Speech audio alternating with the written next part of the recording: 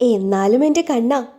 അത്ഭുതത്തോടെ ആദി കണ്ണനെ നോക്കിയപ്പോൾ അതിനേക്കാൾ കിളിപാറിയ അവസ്ഥയിലാണ് സിദ്ധു ഇരിക്കുന്നത്. ഇത്രയൊക്കെ ഒപ്പിച്ചു വെച്ചിട്ടും പിറ്റേന്ന് നേരം വെളുക്കും മുന്നേ നീ വീണ്ടും ഓടിപ്പോയത് എന്തിനാണെന്നാ എനിക്കിനിയും മനസ്സിലാവാത്തത്.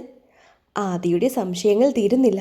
കണ്ണൻ അപ്പോഴും ചിരിയോടെ രണ്ടാളെയും നോക്കിയിരിക്കുന്നുണ്ട്. മറ്റൊന്നും കൊണ്ടല്ലടാ, എനിക്കായിരുന്നു പ്രണയമുണ്ടായിരുന്നത്, ഞാനായിരുന്നു മോഹിച്ചത്. സീതയെ സംബന്ധിച്ച് അവൾക്കൊരിക്കലും പൊറുക്കാനും ക്ഷമിക്കാനും പറ്റാത്തൊരു കാര്യമാണ് നടന്നത്. അന്നേരത്തെ ടെൻഷൻ കൊണ്ടും വെപ്രാളം കൊണ്ടും നിന്ന് തന്നതാണെങ്കിലും എനിക്ക് ഉറപ്പുണ്ടായിരുന്നു അവൾ ഒരിക്കലും ഇതൊന്നും അംഗീകരിച്ചു തരില്ലെന്ന്. അവൾ അറിയാതെ തന്നെ മനസ്സിലാക്കിയവരാണല്ലോ ഞാൻ. എനിക്ക് തോന്നി ആ ഷോക്കിൽ നിന്നും വിട്ടുമാറിയാൽ സീതാലക്ഷ്മി ആദ്യം ചെയ്യുന്ന കാര്യം ആ മാലയൂരി എന്നെ ഏൽപ്പിച്ച് മടങ്ങുക എന്നതായിരിക്കും. കണ്ണൻ പറഞ്ഞു. ആദിയുടെയും സിദ്ധുവിൻ്റെയും കണ്ണുകൾ കൂടുതൽ മിഴിഞ്ഞു വന്നിരുന്നു.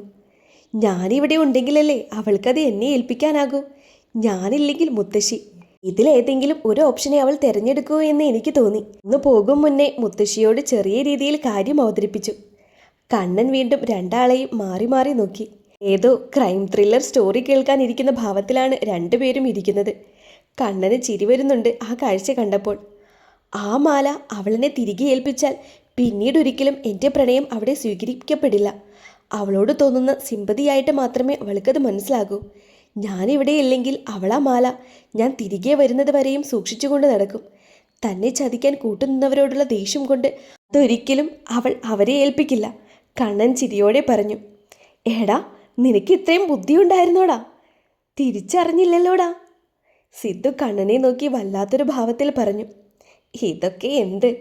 കണ്ണൻ നിസ്സാരമാക്കിക്കൊണ്ട് ഒന്നുകൂടെ കയറിയിരുന്നിട്ട് വീണ്ടും കാൽ വിറപ്പിച്ചു. അതേലോ, ഇതൊക്കെ എന്ത്? ഇനിയാണ് കണ്ണൻമോൻ ശരിക്കും വിയർക്കാൻ പോകുന്നത്. സീതാലക്ഷ്മി ചവിട്ടി പുറത്താക്കുന്ന ആ നല്ല നാളുകൾ ഓൺ ദി വേയാണ് ഡോക്ടറെ. ആദ്യം അവൻ്റെ തോളിൽ തട്ടിക്കൊണ്ട് പറഞ്ഞു. കണ്ണൻ അത് പുച്ഛിച്ചു തള്ളി. നീ ഡോക്ടർ ആവേണ്ടവനായിരുന്നില്ല കണ്ണ. സിദ്ധു താടിയിൽ കൈ ചേർത്തുകൊണ്ട് കണ്ണനെ നോക്കി നെടുവീർപ്പോടെ പറഞ്ഞു. അതെന്താടാ സിദ്ധു അങ്ങനെ? കണ്ണൻ്റെ നെറ്റി ചുളിഞ്ഞു. ഒരു ഡോക്ടർക്ക് ഇത്രയും ബുദ്ധി ആഡംബരമല്ലേ എന്നൊരു തോന്നൽ. സിദ്ധു പറയുന്നത് കേട്ട് കണ്ണൻ പൊട്ടിച്ചിരിച്ചു. കാണിച്ചു തരാടാ നിന്റെ ഈ ഇളി. ഇവിടെ ആ മുത്തശ്ശി മിനിറ്റ് കൂടുമ്പോൾ പറയുന്നൊരു ഡയലോഗ് ഉണ്ടല്ലോ, എന്താ ആദ്യം അത്? സിദ്ധു ആദിയെ നോക്കി ചോദിച്ചു. നിങ്ങൾ ഇങ്ങനെ ഉഴപ്പി നടക്കാതെ എൻ്റെ കണ്ണനെ കണ്ട് പഠിച്ചൂടേടാ. ആദി മുത്തശ്ശി പറയുന്ന പോലെ ഭാവാഭിനയത്തോടെ പറഞ്ഞു. വീണ്ടും കണ്ണൻ്റെ ചിരി അവിടെ മുഴങ്ങി. ആദിയും സിദ്ധുവും സന്തോഷത്തോടെയാണ് അവൻ്റെ നേരെ നോക്കിയത്. മുത്തശ്ശിയോട് നിങ്ങൾ എന്ത് വേണമെങ്കിലും പറഞ്ഞു, നോ പ്രോബ്ലം. പക്ഷേ ഇവിടുത്തെ ആർത്തിപ്പണ്ടാരങ്ങളോട് ഇതൊന്നും പോയി പറഞ്ഞേക്കല്ലേ. എന്നെ ഇപ്പോഴും എങ്ങനെ ചവിട്ടി പുറത്താക്കാം, ചാടിക്കാം എന്നതൊക്കെയാണ് ഇപ്പോഴവന്മാരുടെ ആലോചന. ചിരിയോടെ തന്നെയാണ് കണ്ണൻ അതും പറയുന്നത്. അവനത് പറഞ്ഞപ്പോൾ ആദിയുടെയും സിദ്ധുവിൻ്റെയും മുഖം മാറിപ്പോയി. ഇനി ഇവിടെ അടങ്ങിയിരിക്കണം. ഞാൻ പോയിട്ട് കഴിക്കാനുള്ളത് എടുത്തിട്ട് വരാം. കുളി കഴിഞ്ഞു വന്ന മുത്തശ്ശിയോട് സീത പറഞ്ഞു. ഓ, ഉത്തരവ്. അവർ വാ പൊത്തി ഒന്ന് കുനിഞ്ഞുകൊണ്ട് അവളെ നോക്കി. സീതയുടെ കണ്ണുകൾ കുറുത്തു. ഒന്നും പറയാതെ ചാരി വെച്ച വാതിൽ തുറന്ന് അവൾ പുറത്തേക്ക് പോയി. അടുക്കളയിൽ രാവിലെ സ്ഥിരമായി ഉണ്ടാവുന്ന തിരക്കുകളാണ്. 8 മണിയാകുന്നതേയുള്ളൂ. രാവിലെ വീട്ടിൽ നിന്നൊന്നും കഴിക്കാതെ വന്നതുകൊണ്ടായിരിക്കും ഭക്ഷണങ്ങളുടെ സമ്മിശ്ര ഗന്ധം സീതയുടെ ഉള്ളിലെ വിശപ്പിനെ കുത്തിയെഴുന്നേൽപ്പിച്ചു കൊണ്ടുവരുന്നത്. അവിടെയുള്ള ആരെയും നോക്കാതെ റാക്കിൽ നിന്നൊരു പാത്രവും വലിച്ചെടുത്ത് അതിലേക്ക് 3 ദോശയും കറിയും വലിയൊരു കപ്പിൽ ചായയും പകർന്നെടുത്തുകൊണ്ട് സീത തിരിഞ്ഞു നടന്നു. അവൾ ആരെയും നോക്കിയില്ല എങ്കിലും അവിടെയുള്ള പലരും അവളെ നോക്കി ദേഷ്യത്തോടെ പല്ല് കടിക്കുന്നുണ്ടായിരുന്നു. അവൾക്കാകട്ടെ അതറിയാനും കഴിഞ്ഞിരുന്നു. ഹാളിൽ നിന്നും തിരിയും മുന്നേ ഒരു ചൂളംവിളി കേട്ടാണ് സീത തിരിഞ്ഞു നോക്കിയത്. ടേബിളിൽ നിന്നാണ് അതിൻ്റെ ഉത്ഭവസ്ഥാനം എന്നവൾക്ക് മനസ്സിലായി. അവിടെ ഞാനൊന്നും അറിഞ്ഞില്ലേ രാമനാരായണ എന്ന ഭാവത്തിലിരിക്കുന്ന ഒരുവൻ്റെ കുറുമ്പിലേക്ക് നോക്കിയിരിക്കുന്ന ആദിയും സിദ്ധുവും. സീത അവരെ നോക്കിക്കൊണ്ട് കണ്ണുരുട്ടി. ആദിയും സിദ്ധുവും കണ്ണനെയും സീതയെയും മാറി മാറി നോക്കുന്നുണ്ട്. സീതയുടെ കണ്ണിൽ ദേഷ്യമാണ്. പക്ഷേ കണ്ണൻ ചൂളമടിച്ചുകൊണ്ട് ഏതോ പാട്ടിൻ്റെ വരികൾക്കൊപ്പം മേശയിൽ കൈകൊണ്ട് പതിയെ തട്ടുന്നുമുണ്ട്.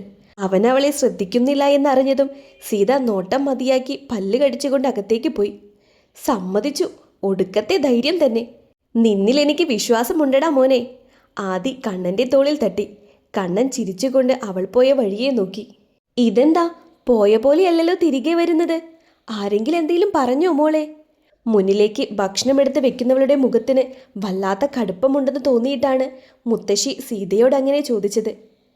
പിന്നെ പറയാനിങ്ങ് വരട്ടെ, ഞാൻ നിന്ന് കൊടുക്കുവല്ലേ, സീത പുച്ഛത്തോടെ പറഞ്ഞു. മുത്തശ്ശി അവളുടെ വീർത്ത് കെട്ടിയ മുഖം കണ്ട് ചിരിച്ചു. നീ കഴിച്ചോ? ദോശ മുറിക്കുന്ന സീതയോട് മുത്തശ്ശി ചോദിക്കുമ്പോൾ അവൾ പതിയെ മൂളി. സത്യം പറഞ്ഞു, നേരത്തെ ഓടിപ്പിടിച്ച് വരാനുള്ളത് കൊണ്ട് കഴിച്ചിട്ടുണ്ടാവില്ല അല്ലേ? സീതയുടെ കയ്യിൽ പിടിച്ചുകൊണ്ട് മുത്തശ്ശി ചോദിച്ചു. അവൾ ഒരു നിമിഷം തലയുയർത്തി അവരെ നോക്കി. എനിക്ക് വേണ്ടാഞ്ഞിട്ടാ മുത്തശ്ശി, സീത ചെറിയൊരു ചിരിയോടെ മറുപടി പറഞ്ഞു. അതൊന്നും പറഞ്ഞാൽ പറ്റൂല, നീ പോയിട്ട് നിനക്ക് കൂടി ഉള്ളത് എടുത്തിട്ട് വാ, നമുക്ക് ഒരുമിച്ച് കഴിക്കാം മോളെ. അവരത്രയും സ്നേഹത്തോടെ പറഞ്ഞത് നിരസിക്കാൻ സീതയ്ക്ക് തോന്നിയില്ല. അവൾ വീണ്ടും അടുക്കളയിലേക്ക് നടന്നു. ഓ, കിരൺ എപ്പോൾ വന്നു? മഹേഷിൻ്റെ ചോദ്യമാണ്. കണ്ണൻ തിരിഞ്ഞു നോക്കി. ബന്ധം നോക്കുകയാണെങ്കിൽ ആദിയെയും സിദ്ധുവിനെയും പോലെ തന്നെ അമ്മാവൻ്റെ മകൻ. പക്ഷേ അവൻ്റെ മനസ്സിൽ അവൻ അവകാശപ്പെട്ടതെന്തോ തട്ടിയെടുക്കാൻ വന്നവനോടുള്ള മനോഭാവമാണ്. ഇവനെപ്പോലെ തന്നെയാണ് ജിതേഷും. അവനും തമ്മിൽ കാണുമ്പോൾ ഒരു ചിരിക്കപ്പുറം വളർന്ന ബന്ധമില്ല. പെൺപടകളിലുമുണ്ട് ഇങ്ങനെ രണ്ട് ചേതിതിരിവ്. കൂടപ്പിറപ്പിനോടുള്ള സ്നേഹം ഒരു വശത്ത് ഏറ്റുവാങ്ങുമ്പോൾ മറുവശം ശത്രുതയുടെ തുറിച്ചുനോട്ടമാണ്. ഞാൻ ഇന്നലെ രാത്രി, മഹേഷിൻ്റെ ചോദ്യത്തിന് അതേ താല്പര്യമില്ലായ്മയോടെ തന്നെ കണ്ണൻ ഉത്തരം കൊടുത്തു. ഓരോരുത്തരായി ആ വലിയ മേശയ്ക്ക് ചുറ്റും വന്നു ചേർന്നു തുടങ്ങി. തനിക്കെതിരെ നീളുന്ന അസ്വസ്ഥതകളുടെ കണ്ണുകൾക്ക് ആശ്വാസം പകരാൻ വേണ്ടിയാണ് കണ്ണൻ പെട്ടെന്ന് കഴിച്ച് എഴുന്നേറ്റു പോയതും. മനസ്സിലെ ഭാരങ്ങളും തലേന്നത്തെ ഉറക്കക്ഷീണവും കൊണ്ട് ഉച്ച തിരിഞ്ഞതു മുതൽ സീതയ്ക്ക് നല്ല തലവേദന തോന്നി. മുത്തശ്ശി ഉച്ചമയക്കത്തിലാണ്. കയ്യിലുണ്ടായിരുന്ന ഫോൺ ഓഫ് ചെയ്ത് മേശയിൽ വെച്ചുകൊണ്ട് അവളും ആ മേശയുടെ ഒരു അരികിൽ തലചേർത്ത് വെച്ച് കിടന്നു. ഉറക്കത്തിലാരോ തട്ടി വിളിക്കുന്ന ശബ്ദം കേട്ടാണ് ഞെട്ടിയുണർന്ന് നോക്കിയത്. തൊട്ടു മുന്നിൽ മുത്തശ്ശിയുടെ കണ്ണനെ കണ്ടപ്പോൾ സീത ചാടി എഴുന്നേറ്റു. അവൻ്റെ തുറിച്ചുനോട്ടം കണ്ടപ്പോൾ സീതയുടെ നെറ്റി ചുളിഞ്ഞു പോയി. എന്താണാവോ കാര്യം? എന്താണെന്ന് ചോദിക്കണമെന്നുണ്ടായിരുന്നു.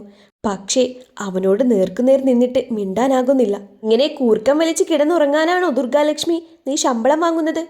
ഗൗരവം നിറഞ്ഞ കണ്ണൻ്റെ ചോദ്യം. ഞാൻ പിന്നെ ഒന്നും ചെയ്യാനില്ലാതെ തലകുത്തി നിൽക്കണോ എന്ന് ചോദിക്കാൻ വന്നത് അവൾ വളരെ കഷ്ടപ്പെട്ട് വിഴുങ്ങി.